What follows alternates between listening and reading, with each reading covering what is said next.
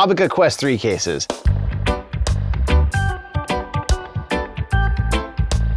First impression, I think they are freaking adorable. When they actually sent me the box, this one wasn't in a package. It was just sitting there and I saw this and I was like, oh, that's so cool looking. But I was like, I wish there was one that looked more like the Quest. And then we just opened up the box and find out there is one that looks a lot more like it. Obviously, it's a bit more gray. It's like suede on the outside, where this one's kind of that just rough textured. This one, as much as I like the look of it, feels like it's gonna get dirty very easily. I think you need to be careful with this one. $27. And unfortunately, I hate to break it to you already, I'm pretty sure this is Elite strap or stock strap only. Little fun diagram here. So it's got this bit in here to help protect the lenses in the front. Come on, find a way, find a way. Earsless, what if we really push it down? Oh.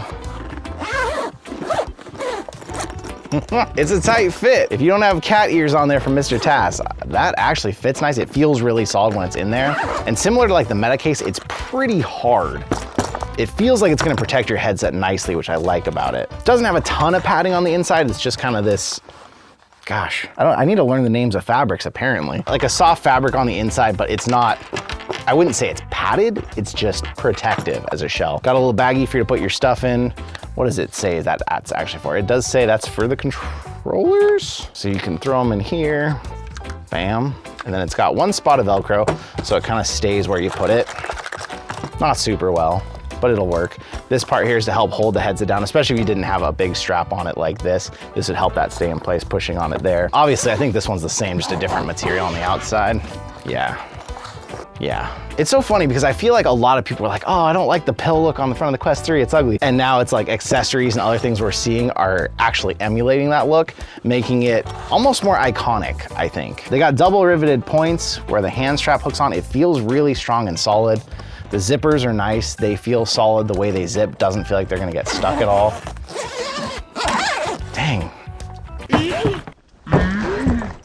Solid case. I have managed to get my headset with the ears into the Bobo VR C2, so I may still end up using that one, but I gotta say personally, just looks wise, how solid it feels, I really like this case, actually. And at $27, that's a good price. I'll leave a link in the description for the Aubika ones, but keep in mind, if you got the Halo strap and you don't have any ears, you can make it fit, but you kind of gotta shove it down in there. But if you're doing an Elite strap or a stock strap, you're gonna be totally fine. And the case, it just looks great. I really like it. Anti-motion sickness band, $30. The idea is this uses pressure points. It also has magnets, not that that's necessarily there for any physiological reason, but do you remember those weird bracelets a lot of athletes used to wear that went around your wrist and they had magnets on them? You know, it might be into that, but the main purpose of these magnets is to hold the aromatherapy patches. So you take these patches out, release the smell by taking that off, and you got this sticky brown side. You drop this on here, well, kind of, you get it in there. Safflower, Gastrodia tuber, Sanchi, a whole bunch of weird things. It smells very herby. It smells like something you'd marinate a chicken in. So if you want to smell chicken while you're playing VR, that's the idea. Those are now sticky because you took that off. You bring it back here. Real quick, just so you know what this is like, do this with me. Take 2 fingers, put them on your jaw, follow your jaw to where it ends, reach back to find the soft spot and shove your fingers in there. Not too hard, because you might knock yourself out or something. Like, it feels horrible. That's what this is gonna do the whole time you're playing VR. Put this back here behind your ears. Not only does it push in, but those things are sticky, so now it's stuck to your skin, so when you like pull and turn, it stays there, constantly pushing in. You do not forget that this thing is there the whole time you're playing. But this is to prevent motion sickness, so maybe discomfort is worth it. So I'm not someone who gets nauseous pretty much ever in VR. I've been in it so long. But there is a new power wash simulator, came out in the Quest 3, and it is so jittery if you try and use the smooth motion. So I was like, I'm gonna put myself in there, I'm gonna play it for a long time, really hard with this on, and come out and see how I feel. And I felt like crap. Had a horrible headache, I felt lightheaded, I felt tired. Still not nauseous because I don't really ever get nauseous, but I don't believe that this helped me at all. And you add the fact that I was really uncomfortable and unhappy the whole time. No. Ugh. Obviously, I would have loved to spend time with people who get sick really easily. Everyone in my life pretty much plays VR now. How uncomfortable this thing is, I don't think anyone, even if it helps them, wants to go this way. Put a fan on them, drink some ginger ale, chew some gum, especially ginger chew style gum. There's a lot of different remedies to help with VR motion sickness, and I can't recommend this one. And also, you get 15 packs of patches, so if you use one every time and you're doing a lot of VR, you might burn through those in a month or so. So, unfortunately, definite no from me on this thing. First round of replacement facial interfaces are starting to come in. I had to buy this off Amazon, $24. I will say right off the bat, for $24, this feels like very cheap plastic, but comes with a little bit of a light cover. Padding feels very cheap. Like, it doesn't even feel like it's memory foam. It feels like it's like crappy foam that's been like on the walls in your house for like 10 years. Boy. Talked about this before. I don't have a very big nose, and even with my nose, like, it's at the limit. Like, it feels okay, but it's at the limit. Like, I feel this thing touching all over me. We'll get a little closer in here. An interesting thing about this one, it doesn't have any sort of the original facial interface's ability to slide in and out, basically getting the lenses further from your eyes to help for glasses. It doesn't have that. What that means is this might be a bit of a weight reduction. The stock facial interface weighs 66 grams. This new one, nope, just kidding. 66 grams somehow without the mechanism. Maybe it's in this awful padding. It's not in love with the Bobo head strap I have on. It's pinching in the sides a little bit just because the plastic's a little thick here. It's not a deal breaker, but you just feel it kind of sliding in and getting stuck. It has vents on it, which I like the idea of that. Oh, wow. Okay, it's not hard even without playing a game to say this is gonna be horrible for most people, because you'd have to have at least kind of a small nose. I think even a normal size nose would be dying in here. Like, it wouldn't be so bad if it had thick padding because it'd keep it away from your face. The one thing about this facial interface that I'm kind of liking though, is it's letting me get the lenses so freaking close to my eyes that I'm getting the max field of view. This is almost like rocking no facial interface at all. Like, my eyelashes are touching the lenses. So that is kind of an upgrade, but everything else about this, it's cheap. The shape of it is weird, so it's really limiting my halo strap from moving. If I push my halo strap forward in a bit, I have that flexibility back up here, but you look at it now, this has a big gap, so your forehead's not gonna be touching this. This is gonna be pushing on your face. Also, most people who are getting this are probably trying it with either the stock strap or the Elite strap. This thing is horribly uncomfortable on your face, but if you have a halo strap, you don't really notice it as much because it's not pressing. But if this was to be pressing against my face with the stock strap, this is horrible for all of those reasons. But somehow paired with this halo strap, with my nose, I'm getting a little bit more field of view, so I do wanna go game test it and try it out a little bit, see how these vents do with some sweat and fog. But for 99% of people, this is an absolute no already. I just wanna take the testing a little further for myself personally, because it's got me curious, so I'll be back. After testing, don't get this. There will be better ones, probably at the same price, coming soon. When I bought this, it was new, had many reviews. There's 3 Amazon reviews. Guess what they were all saying? Nose doesn't fit. So I think nobody else's nose is gonna fit. I had John test it and he said his nose was okay in there, but basically it was kind of holding the whole headset off of his face, right on the tip of his nose.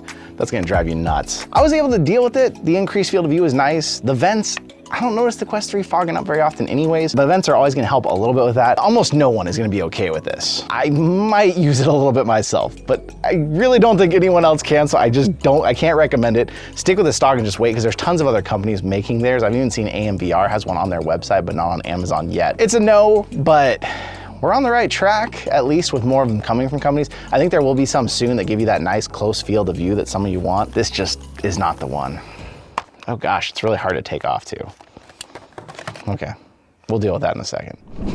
Remember the old Vive Deluxe audio strap? Well, this was the FrankenQuest for me for a long time, from my Quest 1 and then even my Quest 2. I didn't swap off this until the Bobo VR Original M2 came out, and that convinced me to finally give it up. Well, if you still have one of these, or if you really want one, they're like 50 bucks now. They're a lot cheaper than they used to be. They're available, and Business Company VR has made adapters to put them on your Quest 3. A big draw to this was the onboard audio was really good. Now we have off-ear audio that's pretty good with this, but if you order it from Business Company VR, they give you the extra bits you need to attach this thing. Let's see how plug and play this is. Well, that 3D printed piece just goes in the top right there. That's where your top strap's gonna go. It's nice that you don't have to have like a random hook. Does this go inside of here? May have to refer to some instructions, but I don't want to. I just want to do it. Aha! Who needs instructions? So basically, the way this 3D print has a slot for this, the one part that gets tricky is this needs to stretch out, and then you should be able to stuff this in there and then push the whole thing over that. They gave me this extra little extension for the aux, although there's a lot of slack on this thing. I don't think you'd really need that. I think you could just run this like this. I'll make sure it works without this, and I'll see if we need this.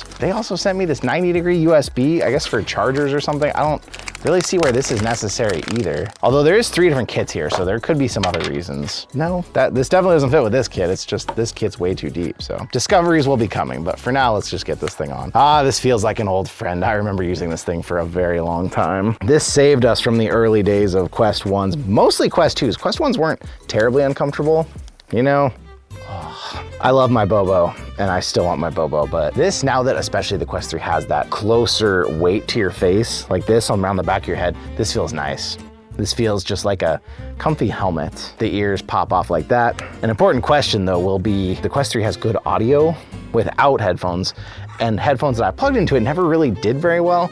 It'll be a good question of whether these will actually perform well. So, you know, the deluxe audio strap was always known for having good audio, and that doesn't change with the Quest 3 actually. I do fear this still is a bit underpowered because even at max volume, you're not gonna be blowing any eardrums, and not that you'd want to, but I like the flexibility to be able to get a little too loud if I need to, and you won't get too loud. It's good and loud, but it's not too loud. It's not gonna hurt my ears at least. Thing feels comfortable and nice, it's solid. I'm gonna mess with these other ones, but so far, early thoughts, if you had the strap before, it's definitely a fine strap to carry forward. The bigger problem is gonna be more likely that you're gonna wish you had more battery capacity, and with this, you're gonna be having to put on your own battery solution. Gosh, I feel like the specs on this print right here were extremely close, but just not quite right, because I just can't quite get it on there without freaking myself out. Oh, okay, that's gotta be the key. Start with the back,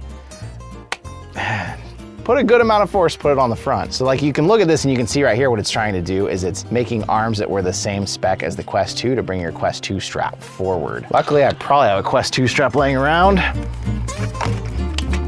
Okay. It does work. A question though, you are now a little bit wider, it looks like, than the Quest 2 was, so are you gonna be putting a lot of strain on a Quest 2 strap to make this work? Oh God, of course I had to grab the cheapest freaking Quest 2 strap in existence. Wow, I see why I never reviewed this one. This thing feels like a hunk of crap. Oh, well, I am pairing it with the most awful, uncomfortable Quest 2 strap ever, but it does its job of like, making arms for the sides. I wouldn't say go out and buy this particular kit, but if you have a 3D printer and you wanted to make one, we see that it's possible. I really don't like how it's like, it really is bowing this thing out there. Like, I think the big problem is ultimately you're adding a lot more width. Oh, well, I broke the strap. Apparently I was trying to take that off. So yeah, I'm not positive that 3D printing ones that stick on the outside is the best of ideas, but unfortunately more testing would be required to really determine that. I will say at the very least, these things do not make me comfortable.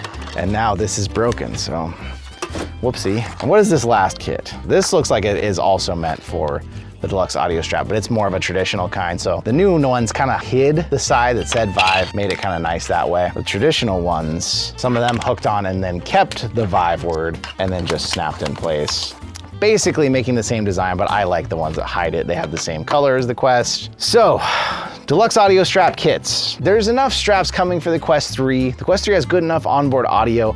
I personally wouldn't go using this strap anymore at this point. It saved us for a couple generations of Quest. I don't think it's still necessary. If you're someone who already has this strap, knows it, loves the audio, you don't mind that it's on ear rather than off ear, there's already kits. So I'll leave a link to the Business Company VR, the white kit here that I like, but I'm not gonna go as far as to say, go get this whole kit if you don't have anything yet. This is really only if you already have this and you wanna bring it forward and you don't have a 3D printer to make these yourself, then hey, easy 20 bucks to get this thing upgraded and working for this strap, so I'll give it that. Ultra low latency PrismXR Bluetooth headphones. Comes with the dongle you plug into the side here. Does have charging pass-through. You end up with quite a bit sticking out the side here, which kind of freaks me out with your arm flailing. But if you were just looking at it for headphones themselves, the dongle's not gonna stick out quite so far. These are obviously probably gonna get compared a lot to the Soundcore ones from Anker. These ones that I used before. And in my initial review, I said, these were good. Ultimately became more of travel headphones. Nat uses them for podcasts and stuff. That's because I don't really feel like you need wireless Bluetooth earbuds with these, unless you really want to be quiet. But these straight up, by far, way more comfortable stock when you pop them in your ear. They isolate sound so much. Actually, right now, I heard my voice change by putting it in there. Stock for stock with my ear shape, my ear holes, they feel way better. They sound better stock, although both of them have apps where you can go in, you can do equalizer, you got custom, you got different presets you can do. They're basically, if you're getting full price, they are 20 bucks cheaper than the Soundcore, although the Soundcore do have some weird little features like an RGB light that you can change through the actual app and pass through. I spent a good amount of time, different games. The audio sounded nice and crisp and clear. I couldn't locate any latency that was added by the dongle, which was nice. The headphones are magnetic and they drop in really nice. The dongle, you push in here, which is just kind of an unusual thing if you did have the Soundcore ones you're used to. It just kind of falls in there. It doesn't always magnet exactly where it's supposed to, but it eventually lands in there and closes up fine. It's basically a cheaper version of the Soundcore. It does its job well. I can't knock it for anything. Actually, we'll probably use these like on airplanes and stuff. I'll take these with me because I like the case. It's got good charge time. Everything about that's been great, but I just don't see the need for it with these, with the stock audio. But if you are someone who likes that, you want no latency, you want it to be wireless for that little bit of distance it needs, they work well, they're a good price, so you can get them. But if the Soundcore's on sale, they're comparable enough kind of. Get either one, whichever one's on sale. So I'll leave links to both, but do exactly what they're intended to, and I'm pretty excited to just have these for like traveling and stuff now because they feel really good in my ears. Another set of Beat Saber grips. At least this time there's a hole for the infrared light, unlike the last set we tried. An interesting design here where the latch that's gonna hold this in, it has to replace your battery door. So this now replaces your battery door and leaves a hole in there.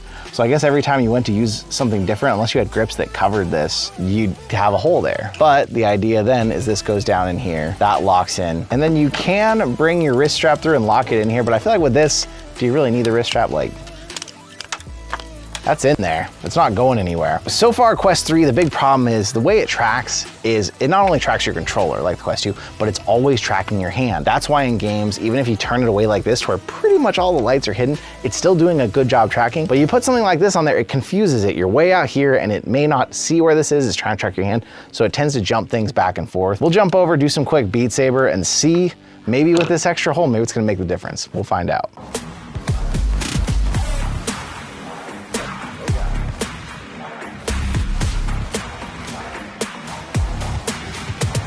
It didn't make the difference. It took seconds to see this thing start jumping away from my hand. Just as soon as you get those sabers out like this, it started bouncing around, as you can see in the footage. Unfortunately, it's not even Hyblocks or whoever made the last set or ANVR. These just aren't gonna work with the Quest 3, I don't think. They never are. Unless you had maybe the controller face this way to where these were always facing, and then in game, it would have to be able to compensate for that by adjusting your saber back forwards. But really, all these saber handle things out there, absolute no-go, do not recommend. We're back with this WWE style belt thing. I have got to say, in a lot of testing and playing around with this thing, I never really found a best of ways, but this was the way I kind of ended up using it most of the time. I'm not really in love with any battery that doesn't go on the head strap itself, but when it comes to 10,000, a lot of times people are like, oh, that's so much weight, maybe you want it somewhere else. The thing claims it goes all the way to 50 inches at the max, but the weird part about it, when you look at it, you would assume, oh, the whole thing probably stretches. It's only the very tip here that can stretch, and you can see from the back, because of the stitching, that's it. So you don't have a lot of flexibility with how far this thing stretches. So right there, you're at 41 inches. If you're gonna go around your waist, around especially your actual mid-waist, which is usually a little smaller, this will fit a lot of people okay there. It's gonna have a lot of cord running all the way up to the headset, but ultimately, like I kept thinking, oh, I want it up on my chest because I want it close to it. There was no way. But I thought, because they said 50 inches, oh, that'll be easy, that'll be fine. My chest isn't even close to 50 inches, right? If I rest, kind of let this thing settle. 48 to 50 if I really stretch out, but when it came to trying to get this thing around my chest, you stretch it all the way out and then get it to snap. It's staying there. It's very uncomfortable, but it's not popping undone unless I try to move it. Yeah, it's an interesting solution to try and wear. It's not comfortable, but where it does try to make up for that 30 watts charging it claims to have, this is one of the first battery packs that not only will keep your Quest 3 fully charged, it will actually charge it pretty rapidly while it's plugged into it. So this could be something to have on hand if your Quest is possibly gonna be dead when you find it and you need to get into a game right away. Right now at idle, Quest is not on my head being played. We're getting 17 to 18 watts. This says it can go up to 30 max output. So let's try waking the headset. Weird that it dropped with the headset on. Let me try and get into a little bit more of a demanding scenario here. We're in mixed reality right now. What are we reading? 8. Right now, headset is at 84%. I'm seeing 21, 22 now, it's off my head. So I would say their 30 promised potential max watt does seem to be trustworthy, not only the fact we're getting a close reading here, but when I was playing and testing, it was continuing to charge up the headset. I was getting in about 6 hours. So it's doing all of its jobs in those ways. I just don't love the form factor. I just never really found the sweet spot for me personally. If you don't mind having a chest band on, a waistband on, something, you don't mind that extra cord running up to your head, it does do its job. So I can't really knock it there. Because of that, I will leave a link in the description with those caveats that for me personally, it's not the most comfortable thing. But if right now you're just so frustrated, your Quest 3 battery isn't lasting as long as you want, this does the job. It charges it up while you're using it, and it seems to manage to hold it for quite a long time, probably long enough that you're gonna get sick of VR. The only obvious function it doesn't have is you can't swap the batteries or anything during it, so you can't have something charging ready to go. Once this is dead and your headset's dead, you gotta let stuff charge up. AMVR anti-throwing controller grips. These are ones like the ones I actually have now that are meant to hold onto your hands by only replacing the battery door. No silicone that goes over it, any of that. Interesting, first thing you feel, there's a lot of texture right here. And this is kind of a rubbery outer coating, but it's got all these ribs here that are gonna make that have a nice ribbed hold in your hand. You know what? These aren't gonna work with the Meta Quest own charging dock because the batteries that come in are way too big. Let me find some batteries. Batteries! A stock battery versus this huge thing because of the wireless charging that it has built in. Much different size. So I am gonna have to switch back to this. So that means if you are rocking the Meta dock and you love it, this is pretty much already a no-go for you. But if you're using regular batteries, there we go. There's the fit we were looking for. The ribs are weird, you feel them when you go to put your hand in there, but once they're in your hand, it's not so bad. I like, because my hand's a lot wider, the controller, this sticks down a long ways. It's hard and it's stronger there. So there is quite a bit more range for my hand to get in. I like that. I feel like I've had it on for like 1 second though, and I'm noticing this. And remember those last AMVR grips? This thing was in the same place and it was bugging me. That is gonna come down to hand size and shape. Smaller hands would probably never have an issue with that, but I just feel like this was the wrong spot. They probably should have had that point down below here, or maybe even up here. Let me go test it in some games though and get back at you with some thoughts. I rocked them side by side here in testing with the ones that I've already been using from the last video. These have this soft type material here versus these ones with the silicone kind of straps. Actually, it's more like a pleather, but then it's a silicone bit right here because this is stretchy and this is a little flexible. This thing got me again, instantly. When I started playing Beat Saber, I was adjusting it, I kept moving around. That thing was just digging into my knuckle, which was a no-go for me. It's also a no-go, even though I don't love this part is not always charging when I put it on. The headset's not always charging perfectly unless I wiggle it around. I still have been using this dock, and this can't be used with that because the batteries, you gotta switch back to stock style batteries. And one really weird, just random detail, not a big deal, but I just noticed like this collects a lot of crap in this groove here and it's white. So like I just kind of brush it out with my finger by saying that, but you got a lot of gross dust that collects in there, and I'd like pick this up and I'd see like hairs and stuff in there. And that was just kind of a weird, icky detail, but it's this. This right here. If you had smaller hands maybe, but this knuckle thing just kills it for me. So unfortunately, AMVR made a lot of good Quest 2 stuff, but so far on Quest 3, I haven't found anything from them I love yet. But when you're used to how soft this is, you don't want to have something like this digging into your hand. So there'll still be a link to these ones from last time. I'm still really liking these so far.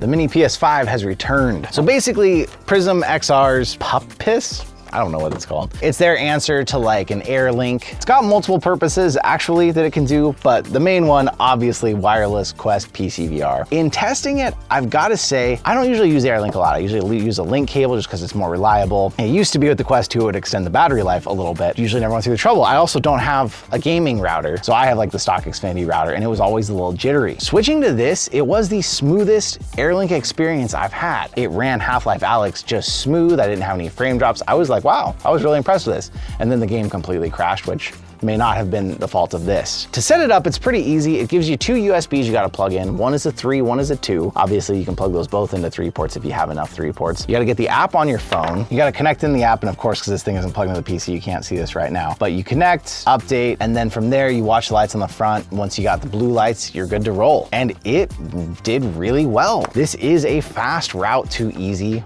wireless Airlink. Now, some people use their stock routers and they have it fine. It can depend on how many people are on your Wi-Fi at the same time, but what this does is it basically gives one single connection that other people aren't gonna be interfering with on your Wi-Fi, so you should be able to get reliable wireless PCVR all the time. And with that, it does its job. I was impressed with it. It's been the best wireless experience. I still am not doing much wireless on the Quest 3 with PCVR though. I just find now that the games look so good on Quest 3, I'm usually either playing them standalone or I'm so used to the link cable, although it drains the freaking battery like terrible, but that's another conversation. There will be a link to this one if you're interested. Another round of accessories tested and utilized, there will be a link in the comments and the description that has all the ones not only from the last round that I liked, but this one too, and obviously not links to the ones I don't like, because I don't recommend those. There'll be a link up here in case you didn't catch that last video that showed off all those other accessories, but we've gotten through a lot of them now. Let me know in the comments what accessories you're finding or liking so that I can check those out too. But thank you once again.